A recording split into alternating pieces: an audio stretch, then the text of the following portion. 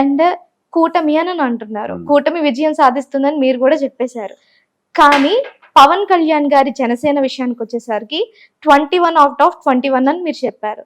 కానీ నాకు ఇక్కడ రేజ్ అవుతున్న ఒక క్వశ్చన్ ఏంటి అంటే, అసలు టీడీపీ వల్ల జనసేనకి పవర్ పెరిగిందా? అసలు లేకపోతే జనసేన వల్ల టీడీపీకి పవర్ పెరిగిందా? ఏ పార్టీ వల్ల అసలు ఏ పార్టీకి లాభం చేకూరింది?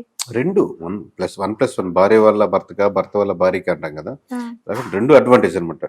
అంటే మేబీ రాంగ్ ఎగ్జాంపుల్ ఏమో భార్య భర్తలు అనడం, బట్ ఒక కాంబినేషన్ వెళ్ళడం ఇద్దరికి ఒక సెక్షన్ లో ఒక టీడీపీ చాలా బలంగా ఉంది. ఆర్గనైజేషన్ స్ట్రెంత్, మీడియా స్ట్రెంత్ చాలా బలంగా ఉంది. ఆల్రెడీ ప్లస్ గా కనపడుతుంది కంపారిటివ్లీ వైఎస్ఆర్ జనసేనతో పోలిస్తే.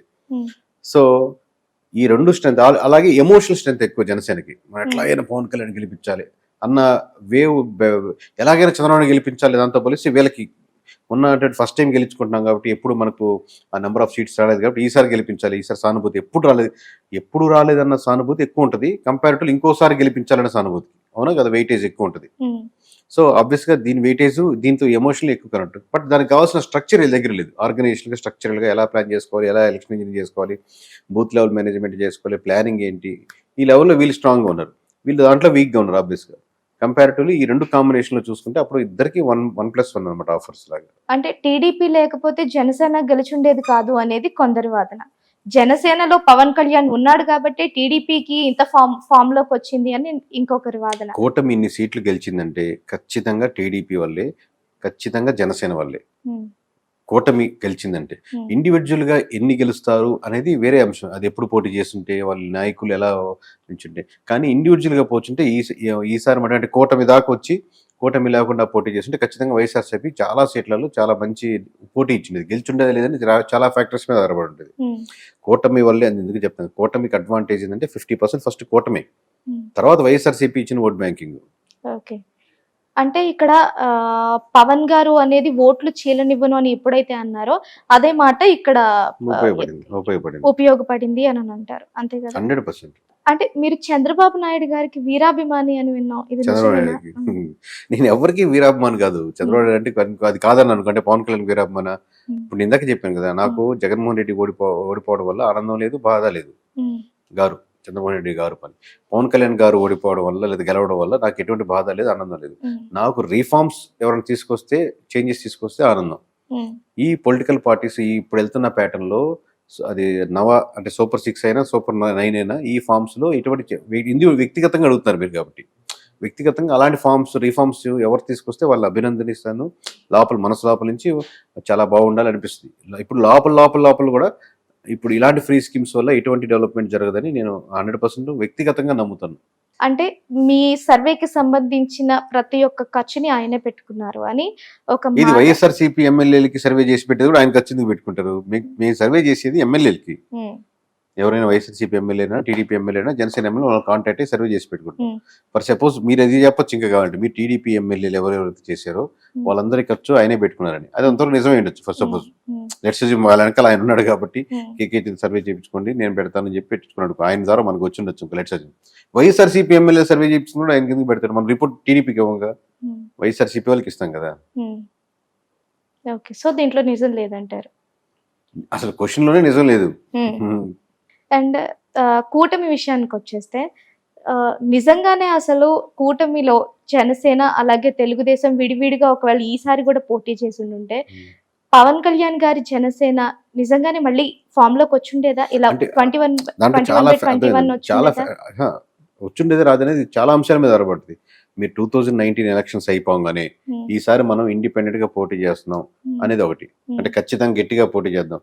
దాంట్లో ఆప్షన్ ఏ 175 నియోజకవర్గాలు మనం పోటీ చేస్తున్నాం. పోతే పోనివ్వండి, ఓడిపోండి, మళ్ళీ మనం పోరాడదాం, గట్టిగా నిలబడతాం. నేను ఉంటాను, నాకు నమ్మకం ఉంది. ఈ రోజు 8 మనకి రేపొద్దున 80 సీట్ల వరకు తీసుకెళ్తుంది. 8% ఓటుని 80 సీట్లు వెళ్తుంది, 88కి వెళ్తుందని కాన్ఫిడెన్స్ బిల్డ్ చేసేది ఒకటి. అప్పట్లోనే స్టార్టింగ్ లో లేదు. ఈసారి మనం 50 నియోజకవర్గాలు పోటీ చేస్తున్నాం. రేపు పొద్దున ఎవడు పవర్ అని మనం డిసైడ్ చేద్దాం. ఒక 50 నియోజకవర్గాలు ఎంచుకున్నాం అనుకోండి, అదొక పద్ధతి. ఆ విధంగా కాకుండా కాన్ఫిడెన్స్ బిల్డ్ చేయకుండా పోకుండా కాన్ఫిడెన్స్ తగ్గించుకుంటూ పోయి లాస్ట్ లో కూటమి కడదాం అని చెప్పి కూటమిలో ఫెయిల్యూర్ అయింది అనుకోండి. చంద్రబాబు గారు, పవన్ కళ్యాణ్ గారు కూర్చొని మాట్లాడుకున్నప్పుడు ఒక అంశం మీద, ఒక నియోజకవర్గం మీద డిస్ప్యూట్ వచ్చి వద్దనుకొని పోతే అప్పుడు ఆప్షన్ ఏ మనం కొన్ని నియోజకవర్గాలు వెళ్దాం, 175 నియోజకవర్గాలు వెళ్దాం. కానీ ఆల్రెడీ ఫస్ట్ ప్యాటర్న్ లో ఎక్కువ అవకాశం ఉంటుంది. మీరు ఎలక్షన్స్ 3 నెలల వరకు మనం డౌన్ అవుతూ అంటే మన నమ్మకం లేదు, మనం గట్టిగా పోరాడలేం, మనం తక్కువ మెజారిటీ అదేదో చెప్పుకుంటా వచ్చి ఇప్పుడు కూటమి దగ్గరకు వచ్చి విడిపోయి సెపరేట్గా పోటీ చేస్తున్నారు. ఆబ్వియస్గా నష్టపోతారు. ఇద్దరు నష్టపోయింది వాళ్ళు, ఒకరే కాదు ఇద్దరు. ఓకే. సో లాస్ట్ టైం 2019లో ఎలాంటిది ఒక సిచ్యువేషన్ జరిగింది, ఇక్కడ కూడా అదే క్రియేట్ అయ్యి ఉండేదండి. చెప్పలేము, అది నెంబర్ ఆఫ్ ఫ్యాక్టర్ అట్లా అంత డ్రాస్టిక్ గా ఉండకపోవచ్చు, కానీ ఎలా ఉంటుందండి చాలా ఫ్యాక్టర్స్ మీద ఆధారపడుతుంది. బట్ వైఎస్ఆర్సీపీ ఫెచ్ అయ్యింది ఎంతో కొంత. అంటే ఇప్పుడు మీరు రిజల్ట్స్ వచ్చిన దాన్ని చూస్తున్నారండి. 133 వచ్చేసి, దీనికి 11 వచ్చేసి అనుకోండి, 137, 5 and 11 వచ్చింది అనుకోండి, దాన్ని చూస్తున్నారు మీరు. అది రావాలంటే కాంబినేషన్ వచ్చిన ఫ్యాక్టర్ లో వచ్చిన రిజల్ట్స్ ఇవి. అప్పుడు ఈ దీంట్లో వాళ్ళకి 21 లేకపోయినా మనం ఫామ్ చేస్తాం కదా అనేది అది అది లాజిక్ కరెక్ట్ కాదనమాట. అందరు మీ దగ్గరకు వస్తున్నారు ఎందుకంటే మీరు ఇప్పుడు సక్సెస్ అయ్యున్నారు కాబట్టి నిజాలు మాట్లాడుకోవాలి అంటే.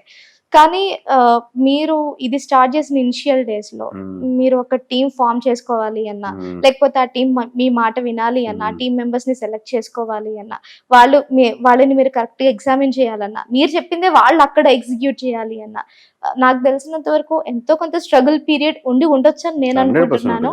సో అసలు సరే ఒక్కసారి చెప్తారా దాని గురించి? అంటే ఇనిషియల్ గా నేను టీం బిల్డ్ చేసుకోకముందే ఫస్ట్ ఒక ఇండివిజువల్ గా ఒక ఎమ్మెల్యేనికో ఎవరినో కలిసి నేను ఒక ప్రెజెంటేషన్ ఇచ్చాను.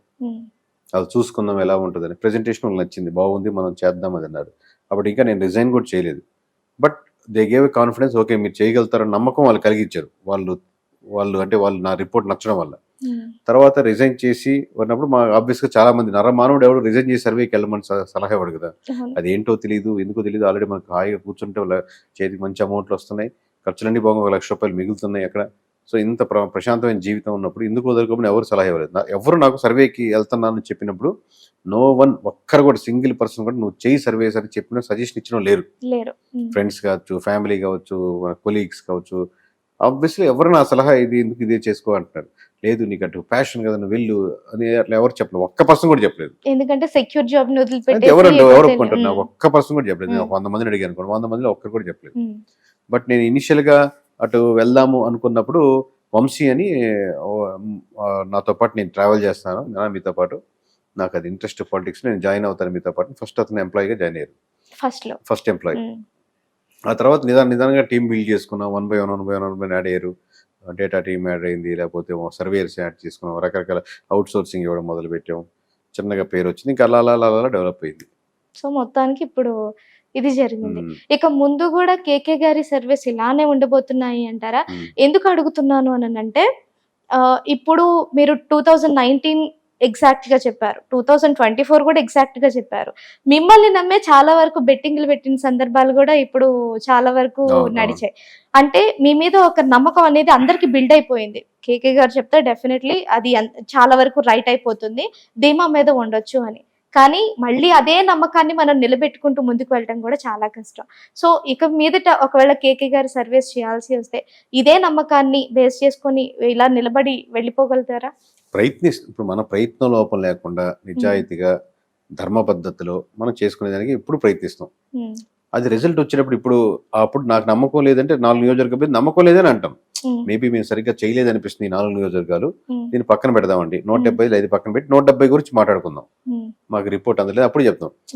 అప్పుడు నమ్మకం లేకపోతే చెప్పేటప్పుడు నమ్మకం, నిజాయితీ అంటే నమ్మకం లేక నమ్మకం లేదని, నమ్మకం ఉందని, ఇష్టపడుతున్నామని ఇష్టం లేదని నిజాయితీగా చెప్పడం కదా. సో అప్పుడు నిజాయితీగా చెప్తాం. రిజల్ట్ అనేది నా చేతిలో కాదు, మొత్తం నేను చేసిన ప్యాటర్న్ మటుకు ఇది నిజాయితీగా చేసి చెప్పేటప్పుడు నిజాయితీగా చెప్తాను. అంతవరకు మన చేతిలో ఉంది. ఓకే. అండ్ మనందరికీ తెలుసు ప్రశాంత్ కిషోర్ గారు. సో ఆయన చెప్పారు, ఏ పార్టీ వైపు నిల్చున్నా ఆయన ఆ స్ట్రాటజీస్ ని ఏ పార్టీకి ఇచ్చినా సరే ఆ పార్టీ ఫామ్ లోకి వస్తుంది అనే ఒక మంచి అభిప్రాయం కూడా అందరికీ ఉంది. అంటే నార్మల్ గా ప్రూవ్ అయింది కూడా.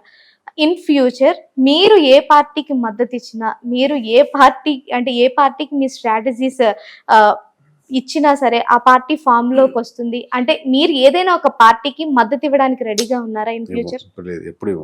ఏ పార్టీకి ఇప్పుడే కాదు, రేపు పొద్దున సంస్థ అలా డెవలప్ అయిపోయి నేను పోయినా కేకే సర్వీస్ అనేది, కేకే బ్రాండ్ అనేది ఏ పార్టీకి మద్దతుగా పలకదు. ఒక చిన్న తేడా ఏంటంటే మీరు అడిగిన పని చేసి పెడుతుంది. మీ సర్వే కావాలి చేసి పెడతాం, ఎమ్మెల్యేస్ ఉంచాలా తీయాలా చేసి పెడతాం, లేకపోతే కొత్త నాయకులు ఈ విలేజ్లో ఎవరున్నారు, గ్రామాల్లో ఎవరున్నారు, లేకపోతే మండలాల్లో ఎవరున్నారు చేసి పెడతాం. మేము వర్క్ చేసి పెట్టేస్తాం, కానీ ఒక అసోసియేట్ మీరు దానికి ఉపయోగపడం. ఓవరాల్గా మేము గెలిచేదానికి ఏం చేయాలంటే అది చేసి పెడతాం. ఈ ప్యాటర్న్ చేసుకుంటే గెలుస్తారు మీరు అంటే మొత్తానికి మీకు సహకరిస్తాం, కానీ ఫ్రీలాన్సింగ్ మీరు అడిగిన ప్రశ్నకి సమాధానం చెప్తాం. సో ఉన్నట్టు మాత్రమే చెప్తారు ఒకవేళ అలా చేసినా అలా సరే. చేసిన అడుగుతాం. ఎందుకంటే ఇప్పటి వరకు చాలా సర్వేస్ చూసుకుంటే ఒక పార్టీకి కొన్ని మద్దతు ఇస్తున్నాయి, ఇంకొక పార్టీకి కొన్ని మద్దతు ఇచ్చి ఎగ్జిట్ పోల్స్ ని కూడా రిలీజ్ చేశారు. అసోసియేట్ అవ్వం అట్లాగనమాట. అసోసియేట్ అవ్వం ఓవరాల్ గా. సో అలాంటిది మీ వైపు నుంచి జరగదు. ఒక పార్టీ లోపల ఇప్పుడు ఒక దాంతో వెళ్ళిపోయి కంప్లీట్ గా వాళ్ళతో పాటు ట్రావెల్ చేసి వర్క్ చేసేది జరగదు. ప్రస్తుతానికైతే ఇప్పుడైతే ఆలోచనలో ఉన్నాం. Thank you sir. Thank you Prashanti.